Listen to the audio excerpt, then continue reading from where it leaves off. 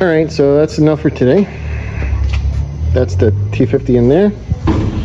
We're taking all this apart because we want to paint it up a bit. The bracket of the battery, I gotta weld it back.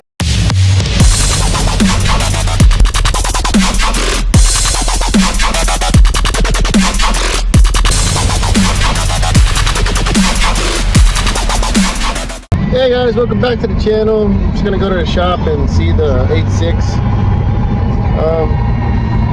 Turns out that I'm not going down the 2RZ Tacoma road. I'm gonna stick back to the basics and hopefully put in a 4AG 16 valve and 8.6.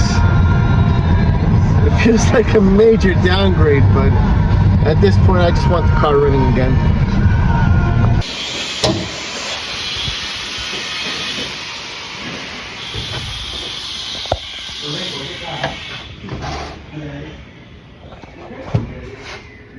So this is the 2RZ I bought. It's not that old. It has to be like a 2003 from a Toyota Tacoma. The original plan was to actually put this on. The problem is, well, the change of boost, that's no biggie, but the amount of space that's in between the head and the firewall and the gearbox is just too small. Like, that's one thing. The other thing is, look at this. The carter itself, super low, so it's gonna be like that much off the floor. Plus, it turns out that the W56 that comes with the Tacoma, it's gonna have to be cut. So apparently there's solutions to all this stuff, but it's super expensive. Either I buy myself another gearbox, a W58, and I hammer all this shit out of the way.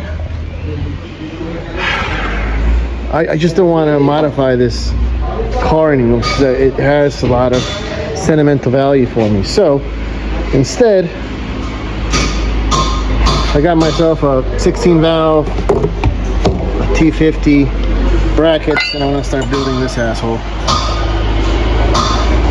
It's not a 7 rib, it's just a normal 3 rib. It's one of the first generations, but I don't care. I'm not gonna be revving it that much. But I'm just tired of seeing my car in this busted up shape. So basically I'm saying fuck it. I'm not gonna put in the 2RZ from Tacoma. I'm just gonna go with the old school 16 valve. I want to tear down that motor and see how bad it is because it's an old motor, and just rebuild it. I can my toolbox. So that's the 350.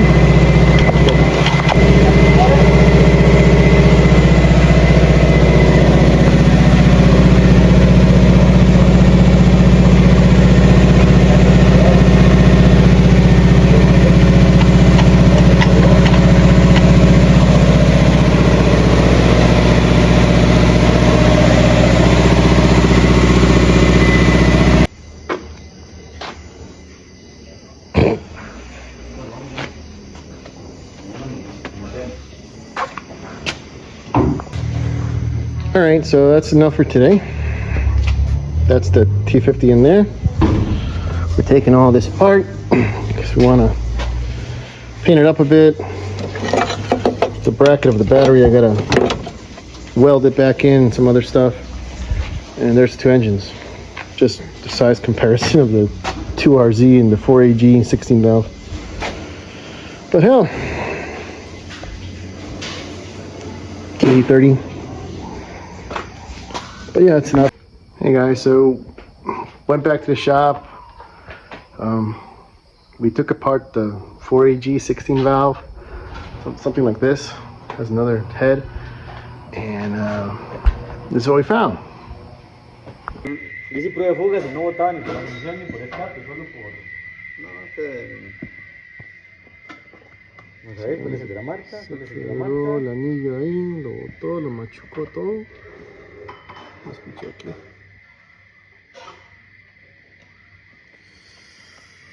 Sí, eso ni siquiera es 25, man. Eso ya está concho, man.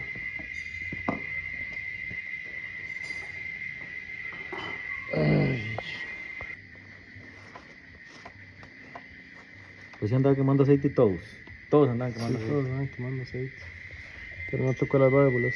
No. Eso tocó aquí. Qué rico sentir ese anillo quebrado brincando por todo lado, man. ¿Cómo no tocó las válvulas, man?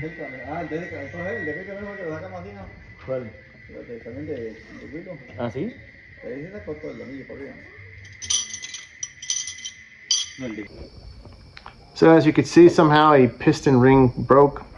It went through the cylinder wall. Oh, not through it, but it did scratch the hell out of it. And now I got to take the block and see if they could either bring it up to like a .50 or if I have to just do something else.